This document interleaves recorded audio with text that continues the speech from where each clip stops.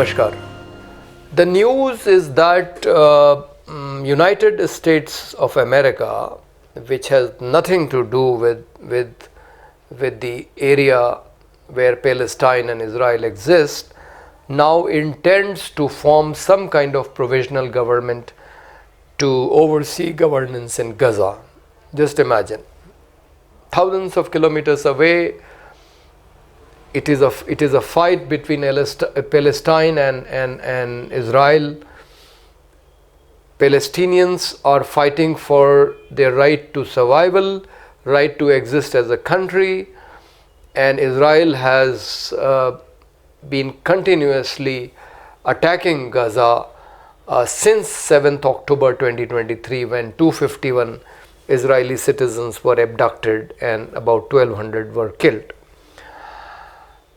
Israel came out and in the name of right to self-defense, it attacked Gaza.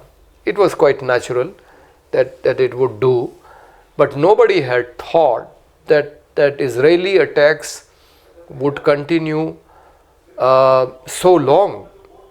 I mean, it has been almost more than a year and a half, and with over 52,000 Palestinians killed, 59 hostages are still remaining with Hamas, 141 having been released in exchange for 1,995 prisoners from Israeli jails, Palestinians who were in Israeli jails, some of them for no crime. They were just put in jail because they might have protested against some Israeli soldier or something like that. And the war continues.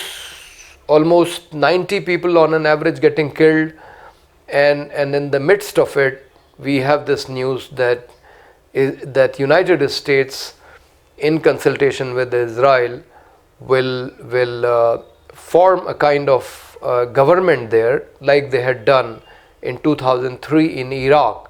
After they toppled the Saddam Hussein government, they had formed a provisional government, a coalition provisional government, which handed over power to Iraqi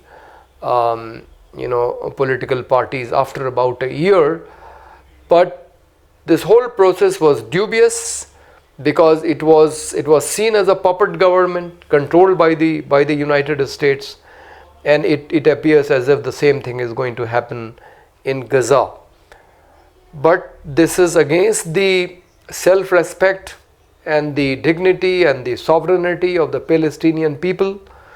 I mean, first of all, in 1947 there is a resolution of the United Nations which says that two countries will be created in this region. One was, of course, Israel, which has come into existence, is recognized by United Nations, but the other country, Palestine, never came into existence because the Palestinians did not accept the existence of Israel. They were determined to fight and force Israelis out of this area, because this is their homeland. They have been living here before the Balfour Declaration was made by the United Kingdom to create Israel in this area where Jerusalem lies, because Jerusalem is a holy place for the Jews. I mean, so it is for Christians and Muslims. But the United Kingdom made this great mistake of creating Israel in this area, and sowed the seeds of contention, of conflict, and which has gone on since those times to the present times, and so many lives have been lost.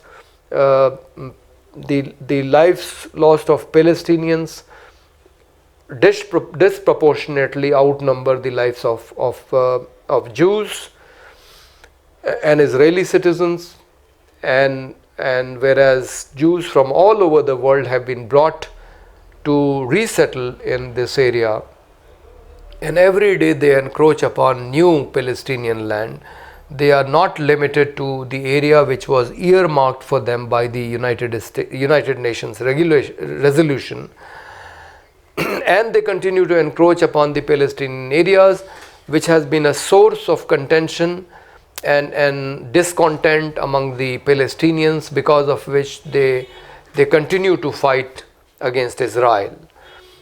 Even in peace talks which have taken place with the mediation of United States and the Scandinavian countries, Israel had agreed to withdraw from these areas where it has resettled its citizens, mainly Jews coming from other areas of the world, but it has never withdrawn.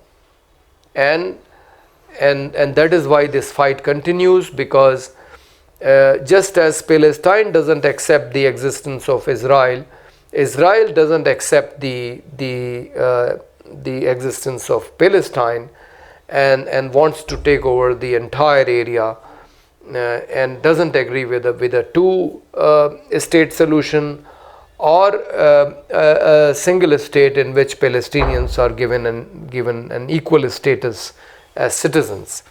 So this is a fight for survival, and this is ignominious for any self-respecting people, that they are being told that instead of self-governing themselves, they will be governed by an external authority coming from thousands of kilometers away. Hamas, which is described as a terrorist organization, is actually a political party which had won the election in 2006 and had gotten majority in the Palestinian Assembly, but because it did not have control over West Bank, it was not allowed to form a government there by Israel and United States, and instead a Palestinian Authority government was put in place, which is headed by Mahmoud Abbas currently, and Hamas was able to form its government only in Gaza. So it is a political party officially which has won election, which was running the administration of Gaza, and it has been described as illegitimate. It is described as a terrorist organization just because it has an armed wing, a brigade which fights on behalf of Gaza to protect it. Now, mind you, Palestine doesn't have an army. I mean, it is not recognized as a country. So it doesn't have an army, but it has to have some means of protecting itself. And therefore, it has put up an armed brigade. And that is why there are allegations against it that it is a terrorist organization. Now, Israel and United States are insisting that Hamas give up its arms because it is seen as a terrorist organization. Whereas from Hamas's point of view, this organization is meant for protecting them. So it is like their army. Now, if you think about it, who has caused greater damage? Obviously, the Israelis have caused greater damage. In the beginning, they fought for their right to protect themselves because Hamas had attacked them. But it should not have gone on so far. Now it is the right of the Palestinians to defend themselves, to protect themselves from being wiped away. They are almost on the brink of it. And if United States takes over the administration, no one knows what will happen because Trump has crazy ideas of converting this piece of land. He considers it a real estate. He wants to develop it, to create jobs. But the question is, why not help in the reconstruction of Gaza under their own government? And presently it is the Hamas which is governing Gaza. They should be recognized as a legitimate government, and they should be helped in the reconstruction of Gaza, because Gaza doesn't have an economy. It will need the help of other countries, But unfortunately, and this is a war crime, Israel has de-recognized UNRWA, United Nations Relief and Works Agency for Palestinian Refugees in the Near East. Now this is a United Nations agency. It is meant for the relief of Palestinian refugees, and Israel has de-recognized it. It is preventing UNRWA from taking relief material into Gaza. Imagine, people have their homes destroyed, their water supply, electricity is not ensured, they live in darkness, and worst is the food is not being allowed to reach them. The present reports are that at least 66,000 children are starving. They get a meal, one meal in 2 or 3 days whenever somebody brings it from outside. Because as I said, Gaza doesn't have an economy. It doesn't grow anything. Everything comes from outside, from food to missiles. So the people are starving, and you are not allowing the United Nations agency or other NGOs to provide relief to the devastated people of Gaza. And the United States says that Israel has no obligation to provide relief to Gaza. I mean, it can attack Gaza, but it doesn't have any responsibility towards the common civilians of Gaza. Largely women and children have been killed. They consist almost 70% of the 52,000 who have been killed. And Israel doesn't feel responsible for it. Nobody is willing to hold it accountable, except for South Africa, which took it to the International Court of Justice.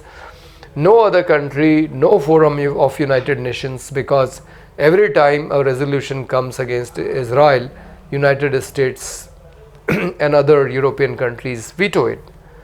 So this is an absolutely inhumane situation where Israel is committing war crimes like preventing food from reaching starving children, and it is all this is being allowed.